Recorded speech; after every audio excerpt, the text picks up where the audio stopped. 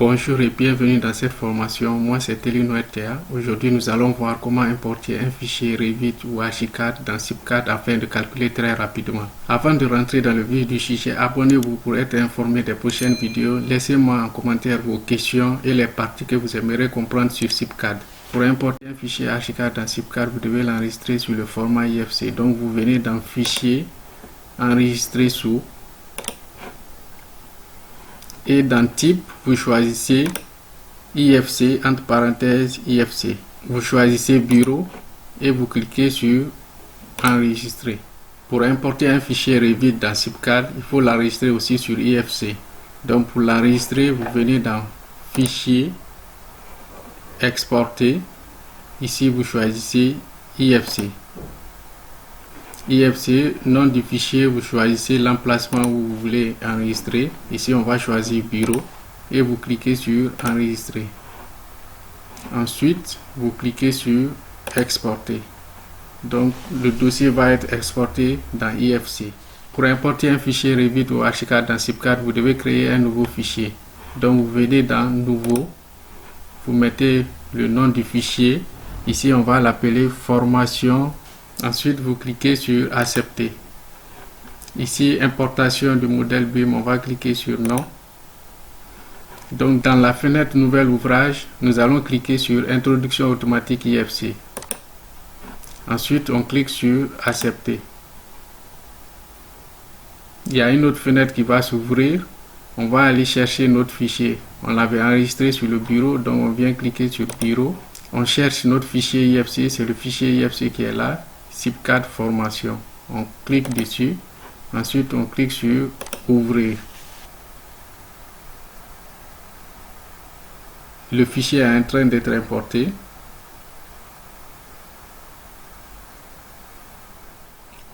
Après l'importation du fichier, on clique sur Suivant. Quand on clique sur Suivant, on a la hauteur des niveaux. Dans la hauteur du niveau, on a le nom des niveaux, on a la hauteur des différents états introduits dans Revit ou Archicad. On a la possibilité de les changer ici ou bien d'attendre dans SIPCAD. Ici, on a la possibilité d'introduire la profondeur de la fondation. Donc, on va cliquer sur Suivant. Quand on clique sur Suivant, ici, on a la charge dans les niveaux. Ici, on a la charge d'exploitation et la charge permanente qui viennent par défaut à 1,96. On a la possibilité de les changer ici ou bien on peut attendre la SIPCAD, on introduit les charges. Donc, on va cliquer sur Suivant. Donc ici on a les poteaux. On a la possibilité d'importer ou de ne pas importer les poteaux. Il suffit de cliquer sur la partie verte. Donc quand on a la croix rouge, ça veut dire qu'on ne peut pas importer. Quand on clique encore, quand on a le vert, ça veut dire on veut les importer. Donc on va cliquer sur Suivant. Donc ici nous avons les planchers. Donc on voit que devant plancher on a la croix rouge. Ça veut dire si on clique sur Suivant, on ne va pas importer les planchers. Donc on va cliquer sur cette partie là afin d'importer les planchers. Donc ici on a l'épaisseur du plancher introduit dans Revit ou dans Archicad qui est de 0,1. On a la possibilité aussi de le changer ici, mais c'est pas tellement important parce que dans SIPCAD on sera obligé de créer les planchers parce que les logiciels de dessin ne tiennent pas compte des outils, de l'épaisseur des nervures. Donc on va choisir le contour extérieur des planchers. Ici on va choisir poutre avec retombée. On va prendre une largeur de 25 et une épaisseur de 50. On va aussi choisir le contour des trémies dans la dalle. Donc on va cliquer sur poutre en retombée avec une largeur de 25 et une épaisseur aussi de 50. Ensuite on va cliquer sur Suivant. Donc quand on clique sur Suivant, ici on a les murs. Ici, donc on a la possibilité d'importer ou de ne pas importer les murs. On a notre premier mur qui a une épaisseur de 0,15, c'est-à-dire 15 cm, et un autre mur qui a une épaisseur de 12 cm. Il faut obligatoirement définir les murs. Ça permet au logiciel de calculer le poids surfacique des murs et de les appliquer directement sur le plancher. Donc on va cliquer sur Non défini. Quand on clique sur Non défini, ici on a plusieurs types de murs.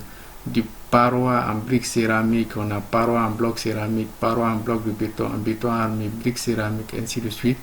Donc dans notre cas, ce qui nous intéresse, c'est parois en bloc de béton. Donc on va cliquer sur parois en bloc de béton. Ici on a les différentes épaisseurs du mur. On va choisir mur 15. et on clique sur accepter. On vient aussi devant mur 12, on clique sur non défini. On choisit paroi en bloc de béton, on clique sur mur 12 et on fait accepter. Ensuite, on va cliquer sur suivant. Donc quand on clique sur suivant, ici on a les fonds de plan et dessin. On va importer les poteaux, planchers, murs extérieurs. On ne va pas importer les éléments auxiliaires tels que les mobiliers sanitaires parce que ça n'intervient pas dans le calcul des structures d'un bâtiment. Donc on va cliquer sur terminer.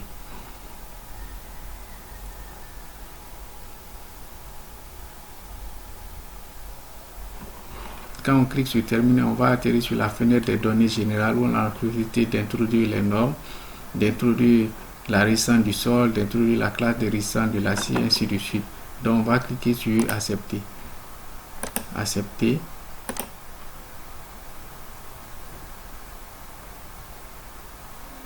Donc on a un autre plan qui est importé dans SIPCAD. Donc on peut aller en 3D pour bien visualiser le bâtiment.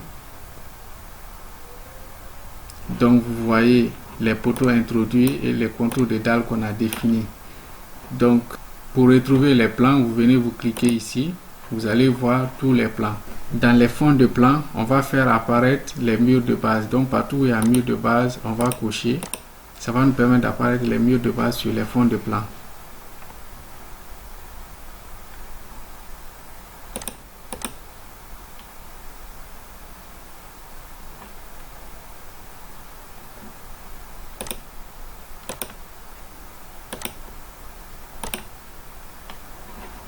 Donc quand vous regardez à droite, vous allez voir apparaître les plans de chaque niveau. On a aussi la possibilité de les rendre visibles ou invisibles dans chaque niveau. Donc cliquez sur accepter. Après importation, le logiciel calcule automatiquement la charge des murs et applique sur les planchers. Ici on a 6,50, donc ça dépend de l'épaisseur et de la hauteur du mur. Mais les dalles ne sont pas définies automatiquement par le logiciel parce que les logiciels de dessin ne tiennent pas compte des outils, de l'épaisseur de la nervure, de la hauteur de la nervure. Donc on est obligé de les définir dans le logiciel SIPCAD. Donc c'est pour cela qu'on a le point d'interrogation. Donc le prochain travail, ça sera de déterminer les poutres principales et les poutres secondaires et d'introduire les dalles. Il faudra aussi introduire les semelles de fondation afin de calculer. Donc nous sommes à la fin de cette vidéo. Merci de l'avoir suivi. Si ça vous a plu, laissez-moi un like.